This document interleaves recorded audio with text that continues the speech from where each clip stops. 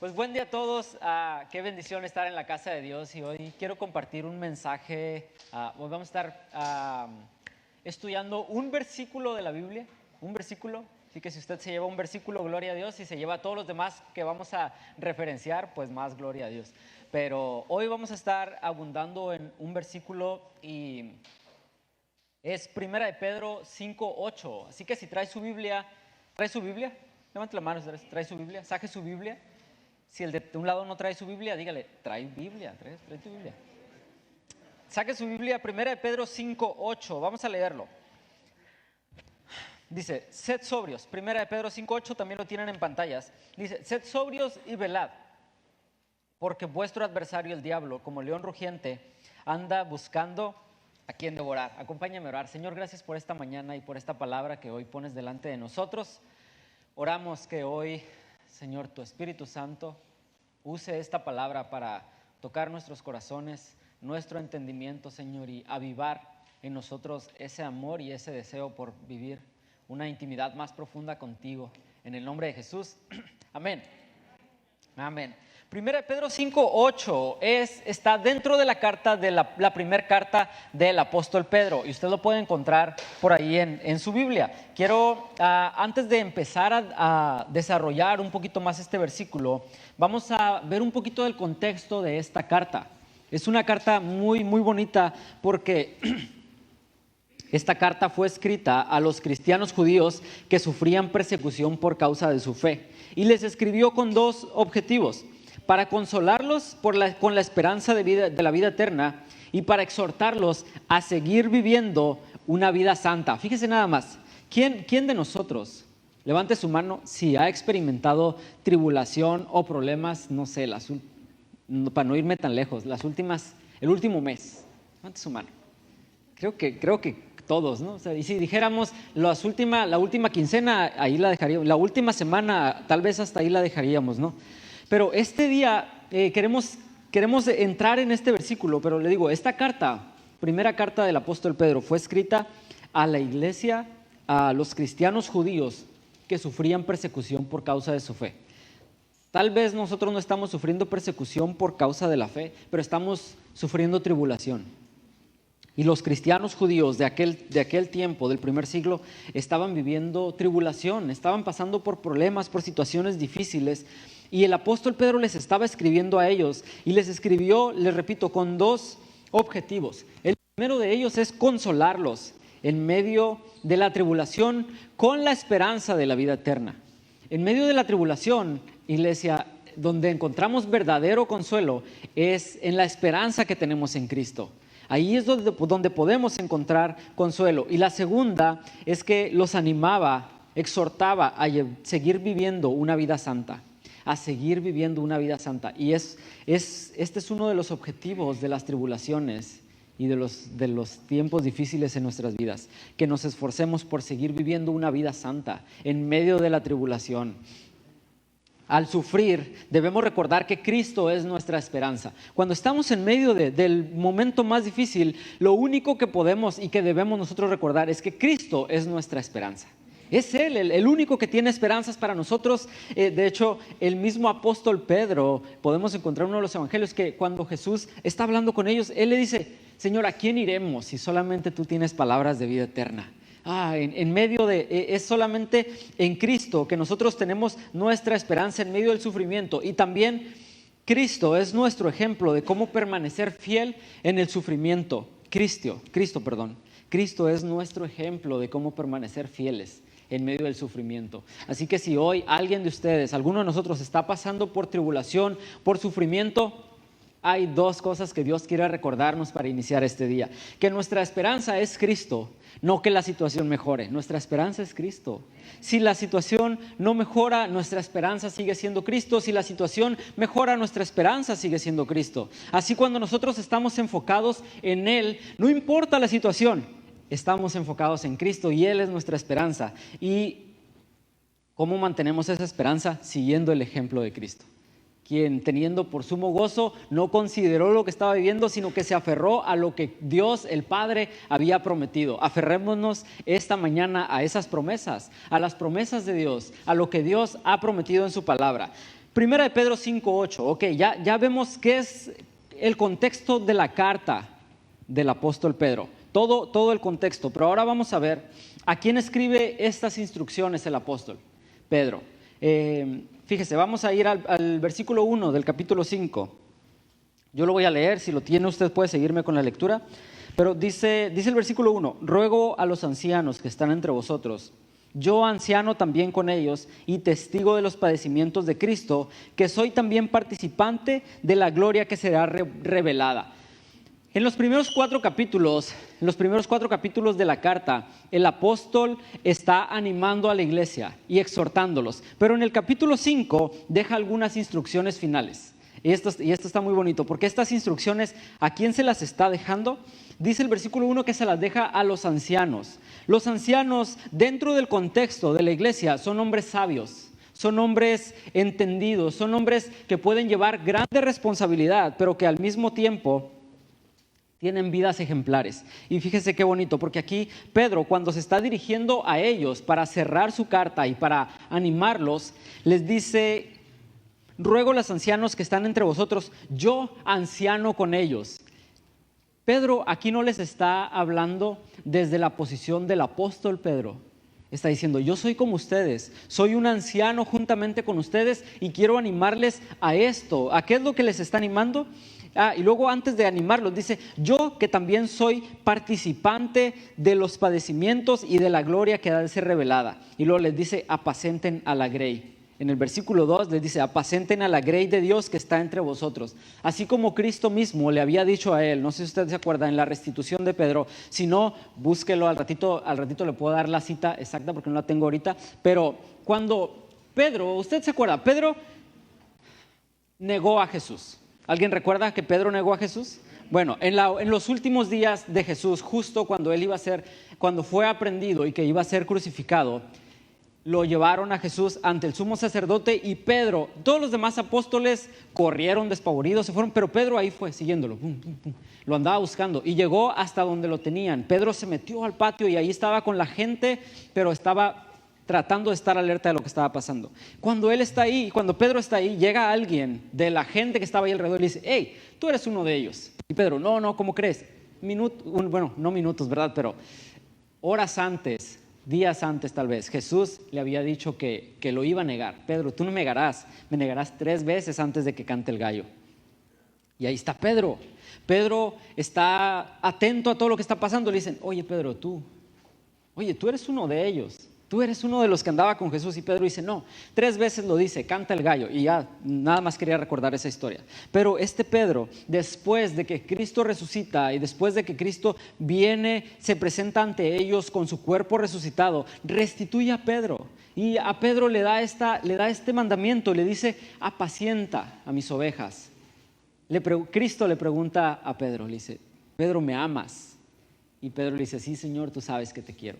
Apacienta a mis ovejas. Y hoy Pedro, junto con los ancianos de la iglesia a la cual se está dirigiendo, les está diciendo: apacienten a las ovejas de Dios que están entre ustedes. Eso es lo que está haciendo Pedro. Entonces, esta carta, ¿a quién está dirigida? A los ancianos, pero también está dirigida a los jóvenes. Dice el versículo 5: igualmente, jóvenes, estén sujetos a los ancianos y todos sumisos unos a otros. Entonces, esta carta no es solamente para los ancianos o para las personas grandes de la iglesia o para los cristianos que ya tienen mucho tiempo. Es para los ancianos y les está diciendo: apacienten a todas las ovejas. Y a los jóvenes les está diciendo: y ustedes jóvenes, sométanse a los ancianos. Sométanse a los ancianos. Para todos es esta carta. Pero dice también: y todos, o sea, hablando a toda la iglesia, sumisos unos a otros, revestidos de humildad. Después el versículo 6: humillaos pues bajo la poderosa mano de Dios, para que Él los exalte cuando fuera tiempo. Y el 7: echando toda vuestra ansiedad sobre Él, porque Él tiene cuidado de vosotros. Dios tiene cuidado de nosotros. Dios tiene cuidado de nosotros. Les está recordando esto en medio de toda la situación. Pero esta última serie de recomendaciones y de ánimo, exhortación para la iglesia, pero lo está haciendo a toda la iglesia en general. No solamente a unas personas, sino a todos. Y es donde entramos ahora sí, después de saber cuál es el objetivo de toda la carta y esta última serie de recomendaciones en el capítulo 5, que llegamos al versículo 8, donde dice: sed sobrios y velad, porque vuestro adversario el diablo, como león rugiente, anda buscando a quien devorar. Y aquí la primera palabra que Pedro, el apóstol Pedro, está utilizando, dice: sean sobrios. ¿Pueden poner el versículo en pantalla, por favor? Dice: sean sobrios. ¿Qué es la sobriedad? ¿Alguien de ustedes sabe qué es sobriedad? ¿Sí? ¿Sí? A ver, alguien dígame nada más así fácil. ¿Qué es sobriedad? Estar alertas, exactamente. Una persona sobria es una persona que no está ebria. Exactamente. Entonces, en este contexto, la palabra que está utilizando el apóstol Pedro es nefaleos, que significa prudente, que significa alerta, pero también tiene que ver está relacionado con la bebida, es decir, una persona que no es ebria, que no está borracha.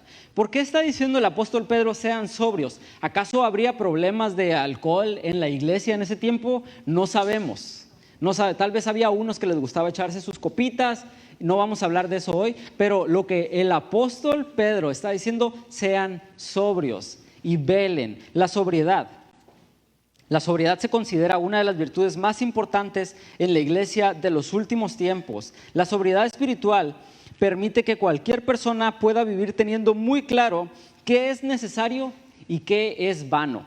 Fíjese nada más esto: la sobriedad nos va a permitir a usted y a mí, la sobriedad espiritual, tener claro qué es necesario, qué es importante y qué no lo es.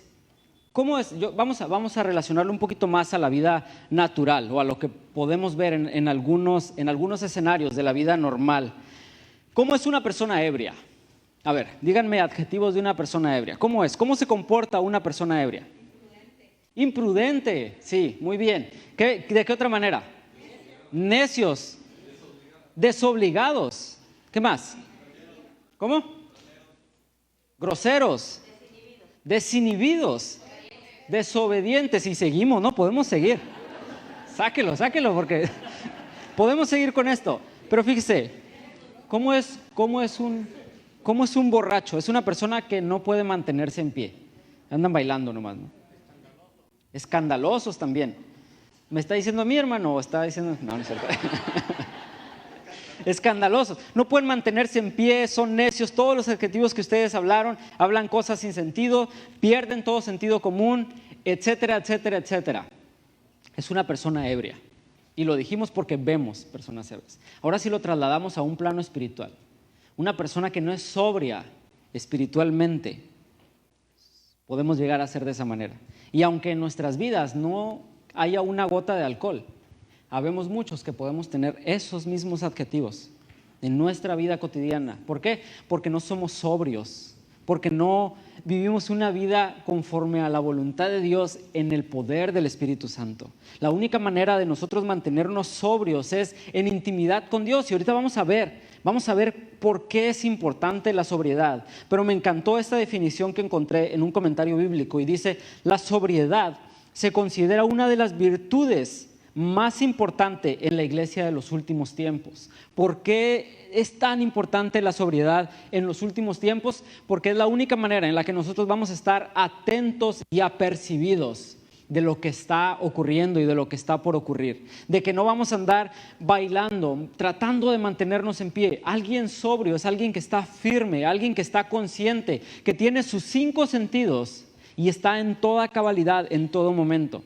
Alguien que tiene seguridad, que sabe realmente hacia dónde camina y que conoce el camino. ¿Usted ha visto cuando tratan de hacerle a un borracho que haga un 4? No puede. Como cristianos, ¿cuál será ese 4 que Dios nos está pidiendo para mantenernos sobrios, para mantenernos en el camino? Muy bien, entonces estamos viendo qué es la sobriedad. Ahora vamos con lo siguiente. ¿Por qué? Ahora, si ya vimos qué es la sobriedad, vamos a ver por qué debemos estar sobrios. Porque el apóstol Pedro, después de haber escrito acerca fíjese, en el contexto de tribulación, no les está regañando solamente. El apóstol Pedro, en medio de un contexto de tribulación y de persecución de la iglesia, es donde les llama a ser sobrios. Es donde les llama a ser sobrios. En estos últimos días, como iglesia, hemos experimentado tribulación. Hemos experimentado mucha enfermedad. Gloria a Dios que Adriana ya está por aquí. Es tu hermana, ¿verdad? Y su hermana también. Ellas estuvieron pasando por COVID hace como desde un mes, ¿no? Y gracias a Dios ya están bien. Gloria a Dios que ya están aquí. Y más familias de nuestra iglesia están pasando por eso. Están pasando por situaciones muy difíciles. Nuestro hermano Adrián sigue luchando. Sigamos orando por él y por su esposa, nuestra hermana Eli, y por cada uno de los que pudiéramos estar pasando tribulación. Y una noche, mi esposa, así él se fue a dormir, y yo tenía como esa inquietud y me puse a leer la Biblia, me puse a orar por algunos hermanos. Y yo dije, bueno, pues ya, Señor, ahí está, tú sabes. Y ya me estaba lavando los dientes y le pregunté a Dios, Señor, ¿por qué hay tanta tribulación? ¿Por qué hay tanta tribulación en tu iglesia? Y pocas veces les he de confesar que siento que Dios me responde preguntas inmediatas como esa. Y ese día siento que mi pregunta fue tan sincera y tan cargada con lo que estamos viviendo, que yo le pregunté, Señor, ¿por qué estamos viviendo tanta tribulación? Y el Espíritu Santo me dijo, no con voz audible, pero lo experimenté en mi corazón, y me dijo, porque la tribulación trae purificación.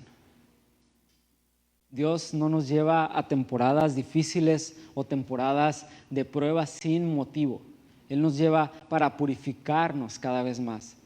Dios sacó al pueblo de Israel de Egipto y lo llevó por el desierto en un proceso de 40 años porque tenía que purificarlos, tenía que hacer que dejaran Egipto atrás para poder alcanzar la tierra prometida. Y yo le pregunté a Dios, Señor, ¿y hasta cuándo? ¿Por cuánto tiempo? Y Dios me dijo, hasta que yo regrese, hasta que Él venga. No les puedo decir que los tiempos van a mejorar. Terrenalmente no, espiritualmente vamos de gloria en gloria y de victoria en victoria. Pero en este mundo Jesús solamente prometió que en el mundo íbamos a sufrir aflicciones, pero que confiáramos porque Él venció al mundo. Entonces es ahí donde descansa nuestra esperanza. Y en medio de este contexto de tribulación, el apóstol Pedro les está diciendo a la iglesia, sean sobrios. Sean sobrios. ¿Por qué debemos estar sobrios? En el mismo versículo, las siguientes palabras nos dice por qué debemos estar sobrios. Y el primer punto de por qué debemos estar sobrios es porque tenemos un adversario. Y este adversario no es, como dice el pastor a veces, ¿no? Nuestro pastor Ramón, no es su esposo, su esposa, no es el vecino, no es el amigo. No es mi vecino que anoche no nos dejaba dormir con la música a todo vuelo. Él no es nuestro adversario, es el diablo. Efesios 6:12 dice, porque no tenemos lucha contra sangre y carne, sino contra principados, contra potestades, contra los gobernadores de las tinieblas de este siglo, contra huestes espirituales de maldad en las regiones celestiales. Y el apóstol Pedro dice, sean sobrios porque vuestro adversario el diablo. Esa es la primera cosa por cual debemos ser sobrios. Segundo punto, acerca de la importancia de la sobriedad, es que el diablo anda como león rugiente. Y fíjese nada más, dice una palabra específica, dice como león rugiente. No dice, fíjese, no dice vuestro adversario el diablo, el león rugiente, no, dice como león rugiente. Como león rugiente. Juan 8:44 dice, Él ha sido homicida desde el principio, haciendo referencia al diablo, y no ha permanecido en la verdad, porque no hay verdad en él. Hermanos, no hay verdad en el diablo. Cuando habla mentira, de lo suyo habla, porque es mentiroso y es padre de mentira. El diablo es un imitador solamente. El diablo cuando habla mentiras solamente. En la Biblia, fíjese, aquí dice que anda como león rugiente, tratando de imitar, tratando de aparentar algo que no es. Anda como león rugiente. Pero en la Biblia, iglesia, hay un solo león. Nada más hay un solo león en la Biblia. ¿Sabe cuál es? Apocalipsis 5:5, lo lee en su casa, apúntelo, es importantísimo. Apocalipsis 5:5 dice que hay un solo león y este es el león de la tribu de Judá. Y el león de la tribu de Judá es un vencedor, nada más. Y es el único que hay. Y su rugido es un rugido de victoria. Le voy a dar un adelanto, pero lea Apocalipsis 5. Es más, lea todo Apocalipsis. Pero en Apocalipsis 5 hay una escena tan preciosa en el cielo. Y específicamente en el versículo 5 hacen referencia a este león de Judá, porque es el único que tiene poder para romper los sellos de lo que ha de venir. Ese es el único león del cual habla la Biblia. Y el diablo anda como el león rugiente, pero es un imitador nada más, dice mentiras. Así que si el diablo ha estado tratando de meterle ideas, con sus ataques, tratando de que usted crea algo, son puras mentiras. ¿Y sabe qué es lo que aguarda una mentira? Una gran verdad. Una gran mentira solamente puede ser desenmascarada con una gran verdad. Y si el diablo está hablando mentiras a su vida, Dios tiene una gran verdad en su palabra. Así que si usted está escuchando de repente una mentira del diablo que no la vas a armar, no puedes con esto, no sirves para esto, busque en la palabra y va a encontrar una gran verdad que desmiente lo que el diablo pueda estar diciendo. En eso confiamos. Tercer cosa, el diablo anda buscando a quien devorar. Por eso debemos estar sobrios. Como un león anda buscando a quien devorar.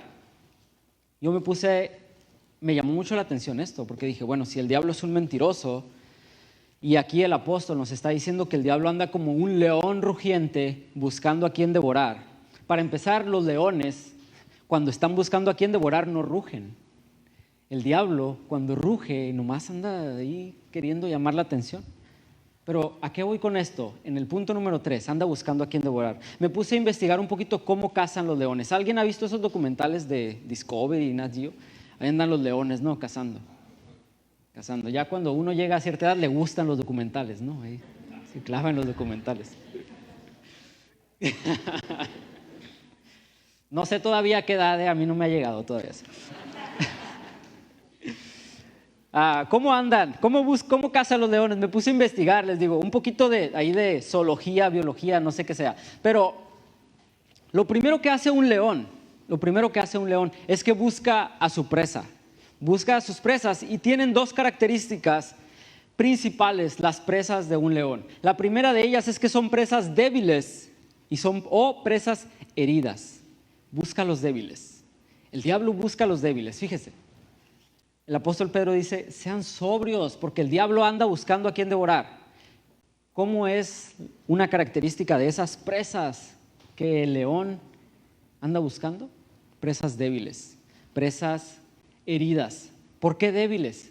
Porque va a ser más fácil acabar con ellos. Tal vez usted ahora, si lo trasladamos a este contexto espiritual, a esta vida que tenemos, tal vez usted ha visto hermanos suyos que han sido presas de las mentiras del enemigo porque tenían una vida espiritual débil, porque creyeron cualquier cosa, porque creyeron cualquier mentira del enemigo, porque alguien no los saludó, se empezaron a alejar, se empezaron a aislar, se empezaron a sentir débiles, o porque estaban heridos y nunca permitieron que Dios sanara sus corazones, que Dios trabajara en sus vidas. Y el diablo es experto en hacernos creer en esos momentos lo peor. Pero por eso está buscando débiles. El león busca presas débiles o heridas. Su segundo paso es que avanza lentamente. Si usted ha visto, ¿no? Ahí los documentales, ahí están. No le importa, a un león no le importa cuántas horas se va a estar ahí agazapado hasta que tiene en la mira a su presa. Ahí está un león, avanza lentamente y su primer ataque es para aislar a la víctima. Tal vez no va a dar un golpe certero, pero sí la va a aislar. La verdad sí he visto documentales de esos. Entonces, ¿qué es lo que yo veo? ¿Qué es lo que podemos ver? Que se avienta el león contra una presa y la manada se desparrama, pero se queda con esa sola presa y la isla. Híjole, ¿cuántas veces? Y me da coraje a veces con el diablo. Porque cuántas veces nosotros mismos nos aislamos de la manada. Creemos las mentiras del diablo y nos aislamos. Y cada vez nos vamos haciendo más atrás y más atrás y más atrás. Y nos convertimos en víctimas de nosotros mismos. Eso es una mentira. Si usted está bien, si usted tiene un hermano, conoce a alguien que se está aislando, dígale, no te creas las mentiras de Satanás. Dios tiene una gran familia. Ahora sí que si fuéramos leones, Dios tiene una gran manada. ¿Para qué? Para fortalecernos unos a otros. Pero el león busca aislar a su presa. Y tercer cosa es que ataca con una mordida directa al cuello, donde sus mandíbulas presionan la garganta de su presa hasta que muere por estrangulación. Cuando yo leí esto dije, wow, o sea que las presas de los leones no mueren por desangramiento o porque los lastimaron tanto, sino por estrangulación, porque dejan de respirar. A veces, hermanos, en nuestras vidas, con las tribulaciones que podemos estar pasando, el enemigo puede usarlas para estrangularnos. Pero confiamos y debemos tener esa confianza en que nuestra esperanza está en Cristo y que lo que el diablo dice son mentiras, y nosotros debemos mantenernos sobrios, debemos mantenernos firmes. ¿Por qué? Porque el diablo es como un león rugiente, no es un león rugiente. Le repito, la Biblia solamente menciona un león rugiente, y ese león de la tribu de Judá es un león que reina, es un león que cuando ruge, en él hay poder. En el diablo no hay poder. Por eso debemos estar sobrios. Primera de Pedro 4:7 dice de la siguiente manera: mas el fin de todas las cosas se acerca. Sed pues sobrios y velad en oración. Esta es otra cosa por las cuales tenemos que estar sobrios. Dice, el fin de todas las cosas se acerca. El fin de todas las... ¿A qué se refiere el apóstol Pedro con esto? Cristo viene, hermanos. Cristo viene, y viene pronto. No sé cuándo. No le puedo decir, ponga su alarma en tal día, a tal hora, porque va a venir Cristo. Sería un blasfemo y me caería un rayo aquí si hago eso. Pero Cristo viene. La palabra de Dios nos muestra que Cristo viene. Por eso la urgencia de estar velando y de estar sobrios en este tiempo. Estamos en los últimos tiempos. La palabra se está cumpliendo en nuestros días. Es tiempo de ser sobrios y velar en oración. Es tiempo de ser sobrios y velar en oración. Y ese es el sentir de lo que Dios ha puesto en nuestras vidas como iglesia en este tiempo, de por qué iniciar un cuarto de oración. Porque tenemos que estar sobrios, porque tenemos que estar velando y aguardando, porque tenemos que estar listos para cuando Cristo venga. Por eso debemos estar sobrios. Por eso debemos estar sobrios. Ahora sí viene algo todavía más importante. Porque usted puede estar pensando, híjole, ahora ¿cómo puedo hacer para estar sobrio? Vamos a ver, ¿cómo nos mantenemos sobrios en este tiempo? ¿Cómo nos mantenemos sobrios? Número 1, y el mismo apóstol Pedro lo dijo, en el versículo 8 dice, sean sobrios y velen, velando y orando. Número 1, velando y orando. Vamos a leer Mateo 25 del 1 al 13. Mateo 25 del 1 al 13.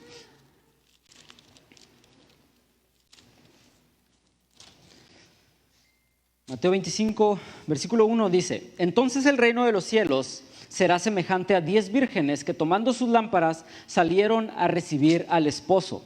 5 de ellas eran prudentes y 5 insensatas. Las insensatas, tomando sus lámparas, no tomaron consigo aceite. Y tardándose el esposo, cabecearon todas y se durmieron. A ver, diga conmigo, y se durmieron. Entonces, y el 6, y a la medianoche se oyó un clamor. Aquí viene el esposo, salid a recibirle. Entonces todas aquellas vírgenes se levantaron y arreglaron sus lámparas. ¿Quiénes? Todas, las 10 que estaban ahí. Y las insensatas dijeron a las prudentes, dadnos de vuestro aceite, porque nuestras lámparas se apagan. Mas las prudentes respondieron diciendo, para que no nos falte a nosotras y a vosotras, id más bien a los que venden y comprad para vosotras mismas. Pero mientras ellas iban a comprar, vino el esposo, y las que estaban preparadas entraron con él a las bodas, y se cerró la puerta. Después vinieron también las otras vírgenes diciendo, Señor, Señor, ábrenos. Mas él respondiendo dijo, de cierto os digo que no las conozco. Velad pues. Fíjese, Jesús también lo estaba diciendo, velad pues, porque no sabéis el día ni la hora en el que el Hijo del Hombre ha de venir. Estuve leyendo un poquito acerca de las bodas judías. ¿Alguien ha estado en una boda judía alguna vez? Entonces sí puedo decir lo que voy a decir. No, no es cierto. Las bodas judías empiezan, no es un acontecimiento de un momento o de unas horas como es aquí en Occidente. Las bodas judías pudiera decirse que comienzan desde que surge la promesa de boda entre dos adolescentes. Desde ahí comienza. Se prometen dos adolescentes. En el momento de esa promesa, dos adolescentes o dos jóvenes, en el momento de esa promesa, el novio se va y tiene que irse a trabajar y se va a preparar la casa donde ha de llevar a su esposa. Entonces se va a trabajar. Y la novia se queda en su casa, pero se queda en su casa preparándose también, poniéndose lista y esperando al novio, porque no sabe en qué momento el novio va a venir por ella. Entonces esto está bien bonito, porque cuando el novio está listo, avisa y dice, voy por mi novia. Y empieza una procesión por la novia. Empieza como, no un desfile, pero sí una procesión. ¿Sí me explico con lo de una procesión? Es como una caminata, pues. Empieza y la gente se va dando cuenta que él va por su novia. ¿Por qué? Porque va arreglado, va bien ataviado, va emocionado. Recuerde, si está casado, recuerde el día de su boda. Recuerde el día de su boda. No le haga, no recuerde el día de su boda. Yo me acuerdo como si fuera ayer, fue hace casi 6 años, pero me acuerdo porque fue un momento inexplicable para mí. Lloré muchísimo, lloré más que mi esposa. Pero yo ahí estaba. Y tengo unos amigos que están aquí que también estaban llorando. Entonces yo estaba ahí enfrente esperando a mi esposa.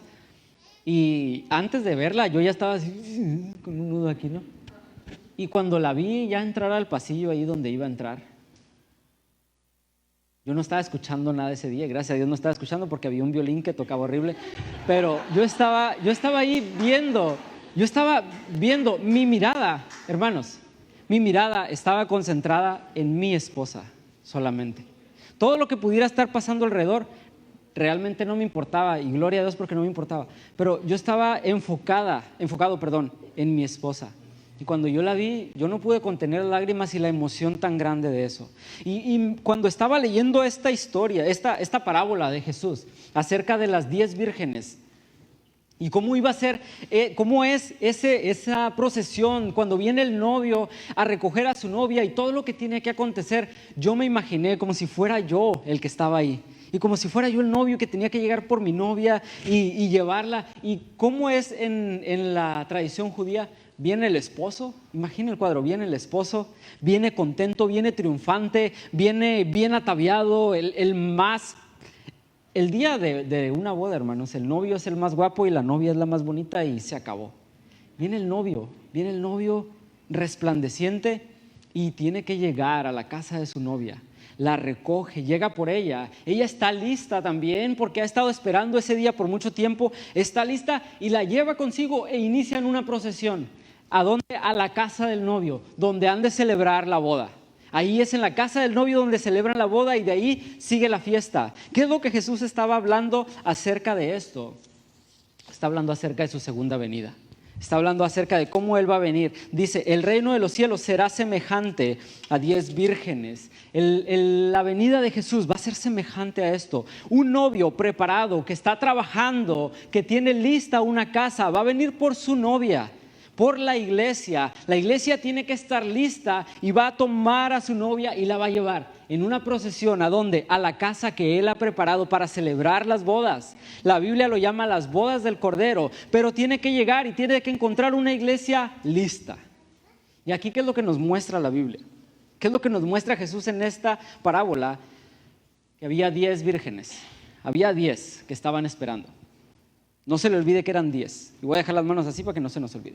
De estas 10 vírgenes, dice que 5 de ellas se quedaron dormidas. Imagínense una novia que se queda dormida en su boda. Llegan tarde a veces, ¿verdad? Pero que se quede dormida. Dice, tardándose el esposo, cabecearon todas y se durmieron. No sabemos cuándo Cristo va a venir, pero sabemos que va a venir. Y de estas 10, 5 se quedaron dormidas. De los 10 que tenía, 5 se durmieron, me quedan 5. Me quedan 5 nada más. Y dice que a la medianoche se oyó un clamor y que dijeron, aquí viene el novio, salgan a recibirle.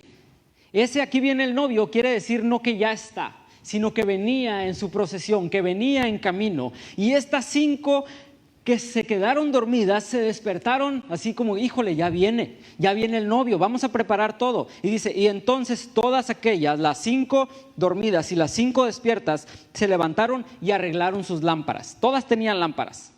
todas tenían lámparas de aceite. Entonces dice el 8, y las insensatas dijeron a las prudentes: denos de su aceite porque nuestras lámparas se están apagando. Híjole, empieza a ponerse difícil esto. Porque las imprudentes, las dormidas, las insensatas, también lo llama la Biblia, no cuidaron su aceite. Tenían su lámpara, pero no tenían aceite. Después, en el 9, dice: las prudentes respondieron: para que no nos falte a nosotras y a vosotras, id a los que venden y comprad para vosotras mismas. Pero mientras iban a comprar, vino el esposo. Cuando ellas salen todas asustadas porque ya viene el esposo y no están listas, se van a buscar aceite en el último momento, pero no encuentran. Y cuando llegan de regreso, dice el versículo 11, después vinieron también las otras vírgenes, diciendo: Señor, ábrenos. Mas él respondiendo dijo: de cierto os digo que no las conozco. Qué terrible esto que está pasando. ¿Por qué? Todos tenemos lámparas y la Biblia dice que nosotros, la iglesia, somos la novia de Cristo y que en un día Él va a venir por su iglesia. Pero Jesús mismo dice que en estos últimos días, que el reino de los cielos será semejante a 10 vírgenes, donde 5 eran prudentes y 5 insensatas. ¿Cuánto es esas 5 en porcentaje de estas 10? ¿Cuánto equivale? A ver, echa a andar las matemáticas. 50%. Jesús mismo está diciendo que en los últimos días, cuando Cristo venga, si lo reducimos a porcentajes, que el 50% de aquellos que tienen lámparas no van a tener aceite. Y si lo vemos a la luz del versículo 12, de esos, los que seamos aquí, 100 tal vez, de esos 100, 50, Jesús va a decir: no los conozco. No los conozco. ¿Por qué? Porque todos podemos tener lámparas. ¿Qué es una lámpara? Tal vez todos podemos venir a la iglesia, todos podemos vivir en una religión, tal vez, todos, pero no todos tienen aceite. ¿Qué es lo que simboliza el aceite? El aceite representa el Espíritu Santo. Desde el Antiguo Testamento el aceite representaba la unción de Dios, que a nosotros, cuando Cristo viene, muere, resucita y es ascendido, Él nos deja el Espíritu Santo, y ahora el Espíritu Santo es el que viene a morar entre nosotros, y es la unción de Dios por medio del Espíritu Santo en nosotros lo que nos encamina, lo que nos permite estar listos. Es eso. Entonces todos podemos tener lámparas, pero pocos van a tener aceite. Hermanos, ¿por qué? ¿Cómo nos mantenemos sobrios? Velando y orando, porque no sabemos cuándo va a llegar el día, pero va a llegar y tenemos que tener nuestras lámparas llenas de aceite. ¿Qué fue lo que llevó a estas 5 insensatas a dormirse? ¿Qué fue lo que las llevó a estar distraídas? Porque es lo que estaba pasando, estar distraídos. Sobrio, ser sobrio es estar atento a todo lo que está ocurriendo, es estar alerta, es estar con los 5 sentidos y con nuestros sentidos espirituales bien ejercitados. Pero ¿qué es lo que estaba pasando con estas 5? Estaban dormidas, estaban distraídas, estaban en otro rollo completamente. Tal vez sí, tenían su lámpara, pero no tenían el aceite. No tenían esa intimidad con Dios, no vivían en intimidad con Dios. Y esto nos lleva al segundo punto. Bueno, el primero de ellos, primero culminamos con esto. ¿Cómo nos mantenemos sobrios? Cultivando una vida de intimidad con Dios. Cultivando una vida de intimidad con Dios. Punto número 2, estas vírgenes insensatas nos llevan al punto número 2, y este es buscando placeres superiores. ¿Cómo nos mantenemos sobrios? Buscando placeres superiores. Ahorita les voy a explicar por qué placeres superiores. Pero vemos que 5 de estas mujeres se quedaron dormidas. 5, la mitad de la iglesia, por así decirlo, se quedó dormida. No estaban atentos. En ocasiones nos distraemos. Es tan fácil. ¿Quién de ustedes es distraído? No levante la mano. Bueno, qué mano. Somos tan distraídos. Y espiritualmente hablando ni se diga. Nos ponemos a leer la Biblia, ¿no? Queremos leerla. A mí me pasa, yo soy el primero. Me pongo a leer la Biblia y en cuanto me pongo a leer la Biblia empiezan a llegar los mensajes. Como que a todo el mundo le urge hablar conmigo cuando quiero leer la Biblia. Y como que no puedo enfocarme y ya cuando me doy cuenta ya me fui ahí, ¿no? En el teléfono. o estamos tratando de vivir una vida de intimidad con Dios un poquito más sobria, más entendida, y vienen las distracciones por todos lados. Estas 5 mujeres se quedaron distraídas, se quedaron dormidas. Punto número 2. ¿Cómo nos mantenemos sobrios? Buscando placeres superiores. Juan 7, vamos a leer Juan 7, versículo 7 al 14. Juan 7, 7. Dice Juan 7. Juan 4. Juan 4. Juan 4 del 7 al 14. Y después hasta el 14. Gracias, Diego. Juan 4, 7 dice, bueno, antes de leerlo, poniéndolos un poquito en contexto, ¿qué es lo que va a suceder aquí? Había una ciudad entre Judea y Jerusalén que se llama Samaria.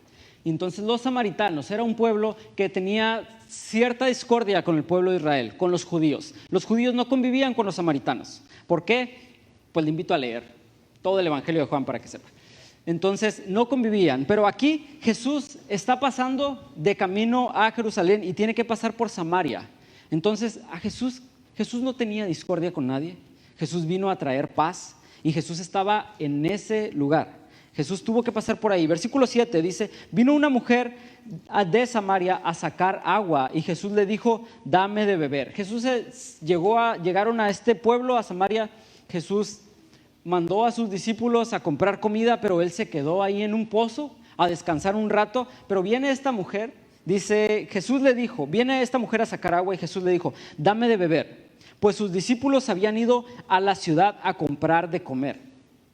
La mujer samaritana le dijo, ¿cómo tú siendo judío me pides a mí de beber que soy mujer samaritana? Porque los judíos y samaritanos no se tratan entre sí, es lo que le mencionaba. Versículo 10, respondiendo Jesús le dijo, si conocieres el don de Dios y quién es el que te dice, dame de beber, tú le pedirías y él te daría agua viva. La mujer le dijo, Señor, no tienes con qué sacarla y el pozo es hondo. ¿De dónde pues tienes el agua viva? ¿Acaso eres tú mayor que nuestro padre Jacob, que nos dio este pozo del cual bebieron él, sus hijos y sus ganados? Respondiendo Jesús le dijo, cualquiera que bebiere de esta agua volverá a tener sed, mas el que bebiere del agua que yo le daré no tendrá sed jamás, sino que el agua que yo le daré será en él una fuente de agua que salte para vida eterna. ¿Qué es lo que está pasando aquí? Esta mujer samaritana, Jesús, ¿usted cree que Jesús llegó al pozo nada más porque estaba cansado? Jesús tenía un propósito ese día. Jesús nos lleva a situaciones y lugares con un propósito. Jesús se manifiesta en nuestras vidas con propósito, no por casualidad. Pero ahí estaba con esta mujer. Y esta mujer estaba yendo a sacar agua del pozo. El agua, un recurso natural necesario y esencial para nuestras vidas. ¿Quién tiene sed hoy? Yo tengo sed. ¿Esta agua es mía? Gracias. Jesús estaba ahí con esta mujer y cuando esta mujer llega, le dice, fíjese lo que le dice, dame de beber. Y esta mujer le dice, ¿cómo me pides agua de beber si nosotros no nos llevamos bien? Judíos y samaritanos no hablan entre sí. Pero Jesús solamente estaba buscando el punto para poder expresarle a esta mujer y para poder hablarle ciertas verdades espirituales que tenía que hablar. Y le dice Jesús en el 10, si conocieras el don de Dios y quién es el que te dice dame de beber, tú le pedirías el agua viva. Y esta mujer le dice, ¿cómo vas a sacar agua si no tienes agua? No tienes con qué sacar el agua, no tienes con qué meter a ese pozo y darme agua. Versículo 13, Jesús le dice, y aquí es donde se pone interesante, Jesús le dice, cualquiera que bebiere de esa agua volverá a tener sed. Naturalmente tenemos necesidades físicas, emocionales y espirituales. Somos seres físicos, emocionales y espirituales, cuerpo, alma y espíritu. Tenemos ciertas necesidades. Necesidades físicas se suplen con cosas físicas. Necesidades emocionales se suplen con, y necesidades espirituales con cosas espirituales. Esta mujer estaba yendo a buscar agua para saciar sus necesidades naturales y físicas. Pero Jesús conocía que esta mujer tenía más necesidad que solamente agua. Y Jesús comienza su plática con ella diciéndole, dame agua para que ella le argumentara que no le podía dar agua, y Jesús decirle entonces: si tú supieras quién te habla, le pedirías a él agua de vida eterna. Porque Jesús ya sabía lo que estaba viviendo esta mujer, que no solamente vivía tratando de suplir sus necesidades físicas, sino sus necesidades emocionales y espirituales también.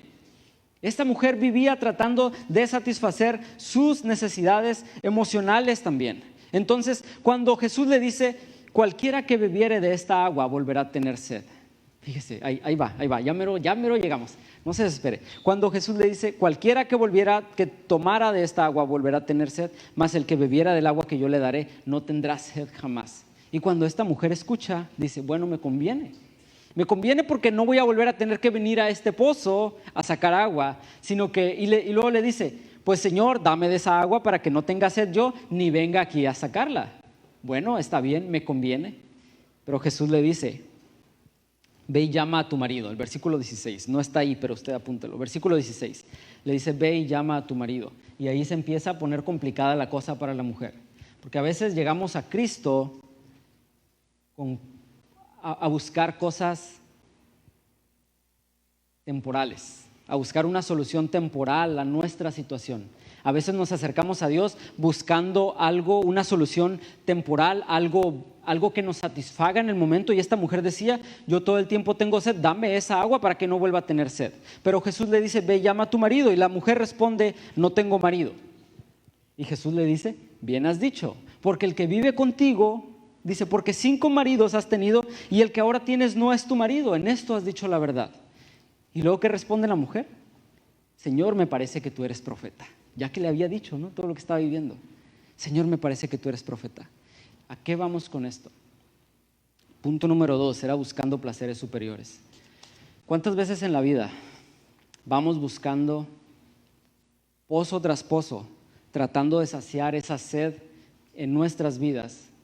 Y vamos a un pozo y sacamos y encontramos una solución temporal, y vamos a otro pozo y sacamos y encontramos una solución temporal, y vamos a otro lugar buscando plenitud y encontramos plenitud temporal, encontramos algo que sacia momentáneamente, pero en algún momento vamos a volver a tener sed. Jesús mismo le dijo: cualquiera que viviere de esta agua volverá a tener sed. Y ahora sí lo relacionamos con la vida que esta mujer había vivido. Esposo tras esposo, tras esposo, tras esposo. Le dice: 5 has tenido y el que tienes ahora no es tu esposo. Jesús, ¿qué nos está diciendo este día el Espíritu Santo? Que por más cosas que busquemos, por más situaciones y por más pozos que busquemos para saciar necesidades emocionales y espirituales en nuestras vidas, no vamos a encontrarlo en nada que nos ofrezca este mundo. No vamos a encontrar plenitud en este mundo. Vamos a encontrarla solamente en Cristo. Solamente en el agua. Jesús mismo le dice: mas el que bebiera del agua que yo le daré no tendrá sed jamás. No tendrá sed, porque vamos a encontrar en él una plenitud. ¿Cómo? Mantenernos sobrios, buscando la plenitud solamente en Cristo. ¿Quién de ustedes ha armado rompecabezas? ¿A quién le gustan los rompecabezas? También dicen que a cierta edad no le empieza a uno a gustar los rompecabezas. No, a todos nos gustan. A mí me gustan los rompecabezas, pero me cuesta enfocarme en los rompecabezas. Pero mi mamá es fan de los rompecabezas. Empezó con 200, 500, 1000 piezas. Ahorita ya los de 1000 piezas no le hacen cosquillas y ocupa de 2000 o algo así, ¿no? Pero me he encontrado en ocasiones con mi mamá, cuando voy a visitarla, que tiene un rompecabezas. Y luego una vez fui, ya casi lo terminaba, regresé como a las 2 semanas y seguía el rompecabezas incompleto. Y yo no lo podía creer, porque ¿quién que arma rompecabezas los puede dejar incompletos por tanto tiempo? O sea, no se puede. Y ya le dije: ya acabaste tu rompecabezas, porque los arma, los deja en la mesa, los cubre con un plástico y luego los desarma como en una semana y ya se olvida de ellos. Pero ahí estaba el rompecabezas incompleto y le digo: oye, ¿por qué no lo has terminado? Dices: que no encuentro la pieza. No encuentro la pieza que falta. No encuentro. Y el rompecabezas, usted no me va a dejar mentir, así tenga las 999 piezas, si le falta uno, no está completo. Y no hay satisfacción en ese rompecabezas, porque está casi completo. ¿Cuántas veces nuestras vidas son así? Tenemos todas las piezas, pero falta una pieza. Falta una pieza, y por más que buscamos, en ocasiones no encontramos esa pieza. En ocasiones nos vemos limitados y decimos, híjole, me falta una pieza, y tal vez encontramos una que se parezca. Tal vez a usted le ha pasado, agarra la pieza y dice, híjole, casi cabe aquí, la mete, parece que es, pero no es. ¿Por qué? O porque los bordes no quedan bien, o a lo mejor la pieza es exactamente igual, porque hay unos rompecabezas tan tramposos que traen piezas iguales, pero la figura y el color no es. Yo me he visto en esa situación en mi vida, tratando de poner una pieza en un área de mi vida, y digo, más o menos se acomoda, más o menos se ensambla, pero no es esa pieza. Me he visto tratando de llenar áreas espirituales en mi vida con piezas que no son, piezas que no embonan del todo.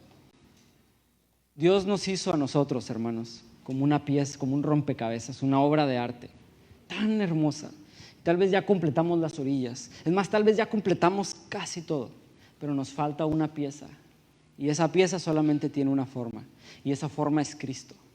Es la única pieza que puede completar completamente, ahora sí que completar completamente, a plenitud nuestras vidas. Es lo único que puede llevar plenitud a nuestras vidas. ¿Cómo nos mantenemos sobrios? Buscando placeres superiores, buscar a Cristo por encima de cualquier cosa. Ese es un placer superior.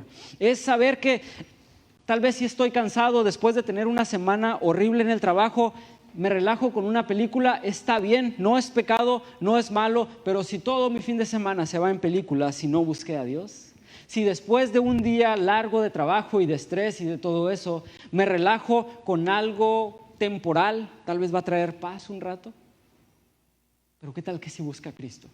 ¿Qué tal si en medio de todo eso nos enfocamos en buscar a Dios por encima de cualquier otra cosa? Todos tenemos necesidades espirituales que solo pueden ser saciadas con provisión eterna. Le digo, somos un rompecabezas y estamos casi armados, pero la pieza de plenitud, esa pieza de plenitud solamente tiene una forma y es la forma de Jesús.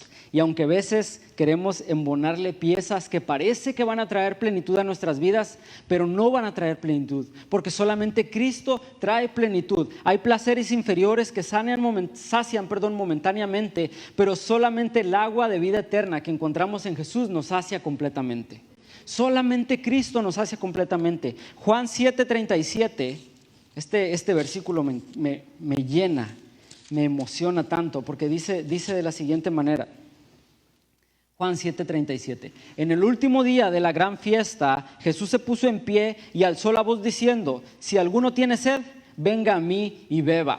El que cree en mí, como dice la Escritura, de su interior correrán ríos de agua eterna. ¿Alguien tiene sed este día? ¿Alguien dice: he estado persiguiendo plenitud en los lugares equivocados? He estado caminando creyendo que este rompecabezas de mi vida voy a poder completarlo con esto o con aquello. Tal vez si encuentro un mejor trabajo, tal vez si me caso, tal vez si no tuviera esta situación, tal vez esto, tal vez lo otro. Pero el único, Jesús dice: si alguien tiene sed, venga a mí y beba. Si alguien este día tiene sed, venga a mí y beba, dice Jesús. El domingo pasado nuestro pastor predicaba acerca del hijo pródigo y el padre, el amor del padre, y cómo el padre está con los brazos abiertos. Está con los brazos abiertos. Hoy el Padre sigue con los brazos abiertos, pero hoy el Hijo nos dice: si alguien tiene sed, venga y beba del agua de vida eterna. Esa agua que si nosotros bebemos no volveremos a tener sed jamás. ¿Cómo nos mantenemos sobrios en estos últimos tiempos? Buscando la plenitud en Cristo y solamente en Él. Le repito, no es pecado de repente entretenernos con algo, pero si esa es la constante en nuestras vidas, no vamos a encontrar plenitud. ¿Por qué? Porque además de todo es, bueno, vamos a irnos al último punto, y ahorita vamos a tocar esto último que iba a mencionarles. Punto número 3, y dice: siendo llenos del Espíritu Santo. Siendo llenos del Espíritu. Todo el Antiguo Testamento, cuando hace referencia al aceite, nos está hablando, cuando habla del aceite en el Antiguo Testamento, es una imagen, es una alusión al Espíritu Santo, a la llenura del Espíritu Santo. Cuando viene el Espíritu Santo en nuestras vidas, viene y llena nuestras vidas. ¿Cómo vamos a mantenernos sobrios en los últimos tiempos, siendo llenos del Espíritu Santo. Efesios 5, del 13 al 18, dice: mas todas las cosas, cuando son puestas en evidencia por la luz, son hechas manifiestas, porque la luz lo manifiesta todo. Hoy hemos visto algunas cosas que fueron hechas manifiestas a la luz. Y tal vez usted mismo ya tiene en su mente, ya el Espíritu Santo ha estado hablándole y sabe cuáles son esas cosas que lo están distrayendo de buscar las cosas importantes, de buscar la presencia de Dios por sobre todas las cosas. Tal vez usted dice: híjole, es cierto, tal vez tengo que bajarle a la televisión, tal vez tengo que bajarle a Netflix, tal vez tengo que bajarle a las redes sociales, porque eso es lo que me está distrayendo de buscar a Dios antes que cualquier otra cosa. Platicaba con unos jóvenes, no son de esta iglesia, no sé, aquí no hay de esos, pero decía uno de ellos: ¿ya viste esta serie? Y el otro decía: no, no la he visto. Ay, yo la vi, está buenísima. Me la aventé de las 8 de la noche, pero tuve que irme hasta las 7 de la mañana porque estaba me quedé tan picado que tuve que verla completa. Y mi primer impulso fue como que: ¿es en serio? O sea, ¿estás invirtiendo toda tu noche en eso? Pero luego el Espíritu Santo, que no se queda con nada, me dijo: pues si tú estás igual, te distraes con cualquier cosa. O sea, no te avientas 11 horas seguidas, pero ¿qué tal te avientas 3, 4? Con el pretexto de que estás cansado. Y es lo más ilógico, que a veces buscamos descanso en un lugar donde no vamos a encontrar descanso. El único que ofrece descanso verdadero es Jesús. Él mismo dijo: si alguien está cansado y cargado, venga a mí. Es en Él donde encontramos descanso, es donde encontramos verdadera plenitud. Y hoy el versículo 13 dice: mas todas las cosas, cuando son puestas en evidencia por la luz, son hechas manifiestas, porque la luz es lo que manifiesta todo. Y hoy la luz de Dios, la luz de su Espíritu Santo ya está manifestando en nosotros y está poniendo en evidencia aquello que nos está distrayendo, como estas 5 vírgenes del principio, aquello que nos está distrayendo de la presencia de Dios. Versículo 14: por lo cual dice: despiértate tú que duermes, y levántate de los muertos, y te alumbrará Cristo. Dígale al que está a su lado: despiértate. Y si está dormido, pues con más ganas, dígale: despiértate. Despiértate tú que duermes, y levántate de los muertos. Fíjese la profundidad y la verdad de este versículo. Ya nos despertamos todos, muy bien.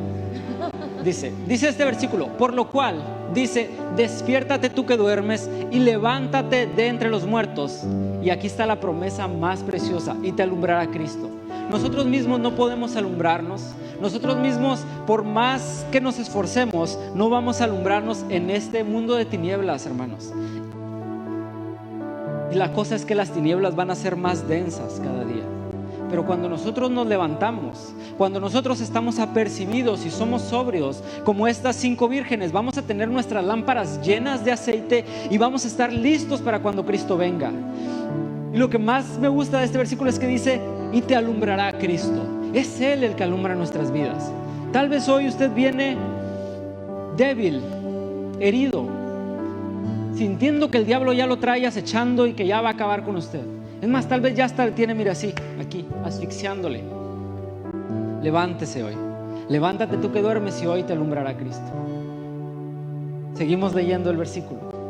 Dice: mirad pues con diligencia cómo andéis, no como necios, sino como sabios, aprovechando bien el tiempo, porque los días son malos. Especialmente en días malos es donde más tenemos que aprovechar nuestro tiempo. En días malos es donde más tenemos que ir a la presencia de Dios. Siempre tenemos que ir, pero en días malos, aun cuando no lo sintamos, es donde tenemos que ir. Aun cuando pensemos: no, el Señor va a tardar en venir todavía. No, Señor, todavía no. Es ahí donde tenemos que ir. Dice: aprovechen bien el tiempo, porque los días son malos. Versículo 17: por tanto, no sean insensatos, sino entendidos de cuál sea la voluntad del Señor. Versículo 18: no se embriaguen con vino, en el cual hay disolución. Antes bien, sean llenos del Espíritu Santo. ¡Qué palabra! No vamos a argumentar si es pecado o no tomar vino. No nos interesa este día. ¿Sabe qué es lo que nos interesa? que hay cosas en nuestras vidas que van a traer tal vez un placer momentáneo. El vino, dice en el vino, no se embriaguen con vino porque hay disolución. Tal vez hay cosas en nuestras vidas que van a hacernos olvidar por un momento las cosas, que van a hacernos sentir plenos por un momento. Pero el apóstol Pablo dice, no busquen en esas cosas. No busquen plenitud en cosas terrenales. No busquen plenitud en cosas temporales. Porque la plenitud que Dios nos ofrece va más allá de lo temporal. Es una plenitud eterna. Y la promesa de Dios no es para este mundo, es para el venidero. Y lo que nosotros tenemos que hacer es estar llenos. Pero ¿cómo vamos a estar llenos? ¿Cómo vamos a estar apercibidos? ¿Y cómo vamos a ser entendidos de los tiempos? Siendo llenos del Espíritu Santo. Siendo llenos del Espíritu Santo. Cuando Jesús dejó este mundo, Él envió al Espíritu Santo. Y desde antes lo prometió. Él dijo, yo me tengo que ir, pero les voy a enviar un consolador. Alguien que los va a entender, alguien que va a estar contigo, el mismo consolador. Ese mismo Espíritu es el que levantó a Cristo de entre los muertos. Y es la promesa que Jesús hizo para su iglesia. El que nos va a guiar a toda la verdad. Ese que llena nuestras lámparas de aceite para estar listos para el día en que Cristo venga. ¿Cuántos tienen sus lámparas? Todos tenemos lámpara. En la parábola Jesús nos enseñó que las 10 tenían lámparas, pero 5, la mitad no tenía aceite. Y tal vez hoy, hermanos, es un buen recordatorio de que si nuestra lámpara no tiene aceite, hoy es el día. No esperar cuando parezca cuando anuncien que el esposo ya viene, porque va a ser tarde. Va a ser tarde. Es hoy el día donde nosotros tenemos que acercarnos a la presencia de Dios, y no solamente aquí, sino de aquí en adelante, buscar y luchar por una intimidad con Dios. Luchar por una intimidad con Dios, porque el tiempo es corto y Dios nos está llamando hoy a la sobriedad. Quiero invitarle a que se ponga de pie. Vamos a terminar este tiempo pidiéndole a Dios por una llenura de su Espíritu Santo. El venir, el estar aquí nos asegura, nos puede casi asegurar que todos tenemos una lámpara. Pero cuando Cristo venga, ¿cómo va a estar nuestra lámpara? ¿Cómo va a estar nuestra lámpara? Señor, gracias por esta mañana. Gracias por tu palabra, de verdad, porque nos anima, nos empuja, Señor, y nos revela que tal vez hoy, Señor, no estamos listos. Si tú hoy vinieras, a recoger a tu iglesia, Señor, ¿cómo la encontrarías? ¿Cómo encontrarías a tu iglesia, Señor? Una iglesia percibida, radiante, esperando por el novio, o una iglesia distraída, Señor, preocupándose por placeres terrenales y temporales, preocupándose por cosas materiales. ¿Cómo nos encontrarías hoy, Jesús? Hoy, Espíritu Santo, te pido que hagas manifiesta tu presencia. Padre, sabemos que tú eres un Dios omnipotente, que estás en todos lados, pero hoy clamamos por tu presencia manifiesta en este lugar. Hoy, Espíritu Santo, te pedimos que vengas y llenes nuestras lámparas. Vamos, hermano, comience a pedirle a Dios, al Espíritu Santo, que llene nuestras lámparas. Si usted se ha sentido débil, herido, hoy Dios trae descanso. Si usted se ha sentido desconectado, hoy Dios viene y lo abraza y lo reconforta y lo reconecta a la familia de Dios. Si hoy siente que su lámpara está vacía, hoy Dios llena con el poder de su Espíritu Santo de aceite nuestras vidas, la unción de su presencia.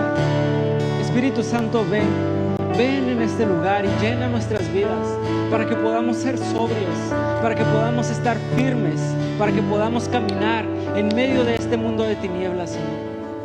En el nombre de Jesús, amén. Vamos a entonar este canto, y si Dios va a hacer lo que Él quiera hacer, hermanos. Solamente adoremos. En medio de la adoración es Él el que obra. Amén, Señor. Señor, ven y llénanos. Despierta un hambre en tu iglesia. Vamos a cantar. Tú tienes mi corazón. Tú tienes mi corazón, tú tienes toda mi atención, tú tienes mi corazón, Jesús. Una vez más, tú tienes mi corazón, tú tienes toda mi atención, tú tienes mi corazón, Jesús. Una vez más, tú tienes mi corazón, tú tienes mi corazón, tú tienes toda mi atención, tú tienes mi corazón, Jesús.